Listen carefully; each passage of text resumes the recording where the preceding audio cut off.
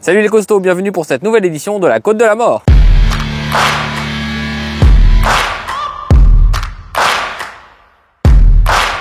Aujourd'hui dans cette édition de la Côte de la Mort, ça va être le choc des titans. Enfin, un titan. Là on est sur le Mocwheel Basalt, un vélo qui coûte plus de 2200 €, contre un tout petit vélo, le One Sport OT13. C'est un vélo que vous connaissez déjà, parce que j'ai déjà fait l'unboxing.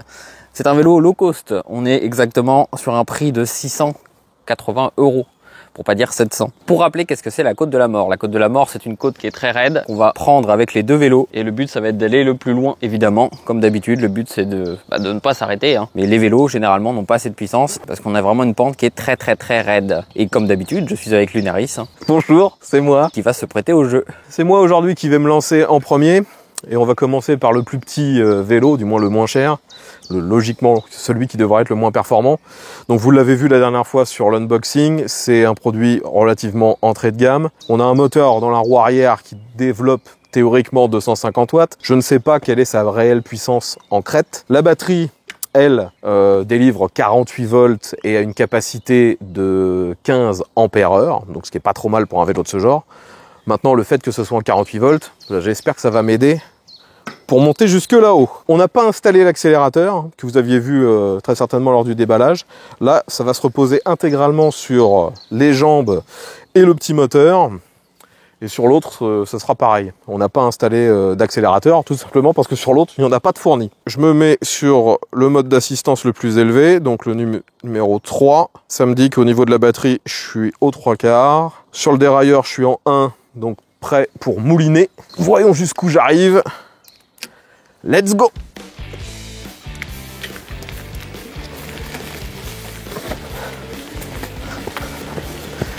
Ah, il est long à partir, mais après, il y a quand même un peu de patate.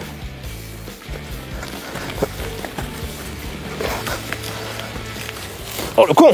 On sent qu'il n'y a pas beaucoup de puissance, puis en plus, je sais pas si ce sera visible à la caméra, mais j'ai perdu un peu l'adhérence. Et les pneus, bah là, c'est pas du fat bike, hein, c'est que du 3 pouces.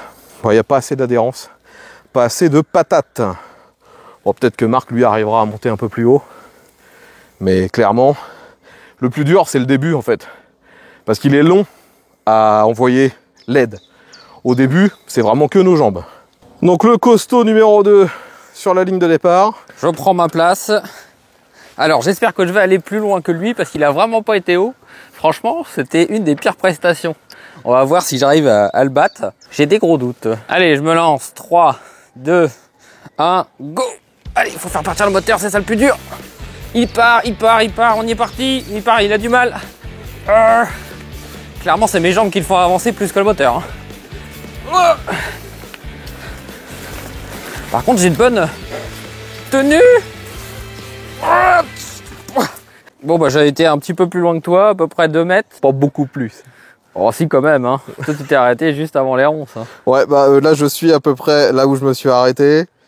Bon, allez, 2 mètres, 2 mètres 50, allez, 3 mètres pour être gentil, allez, 3 mètres. C'est quand même pas mal. Bon, bah, en tout cas, ce vélo, il est pas du tout conçu pour ça. Il avait aucune patate.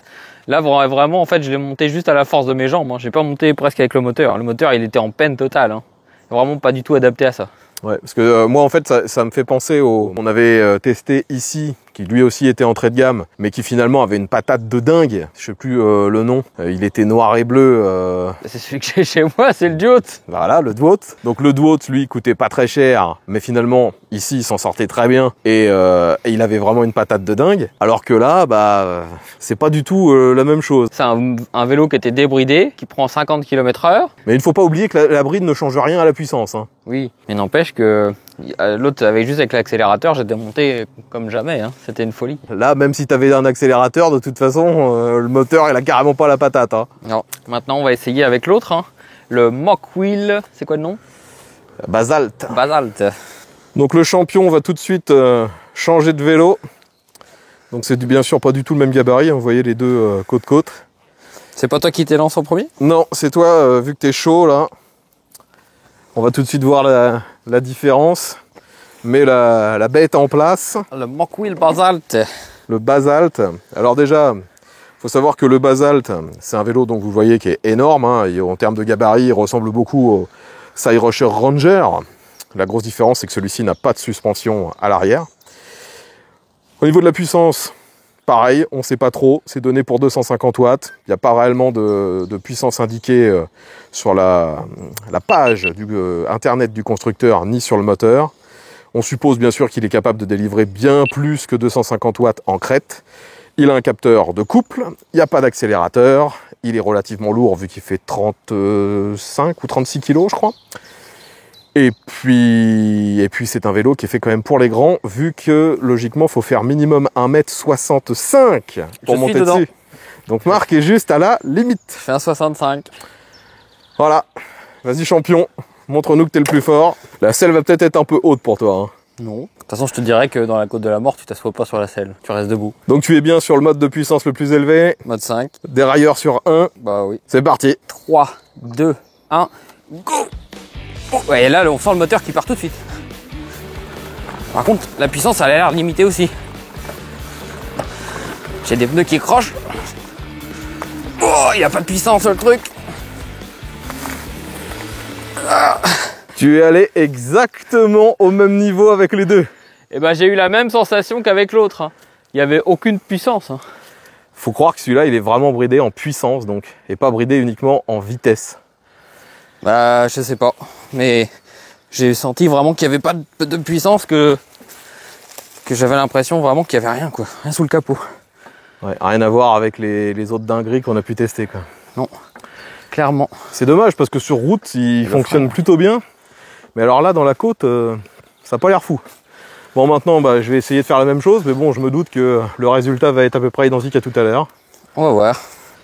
Donc moi aussi, je suis en mode 5, toujours sur 1 pour histoire de mouliner. Logiquement, vu que c'est un capteur de couple, plus on met de force sur les pédales, plus il doit nous aider. On va voir si ça fonctionne. Allez, let's go!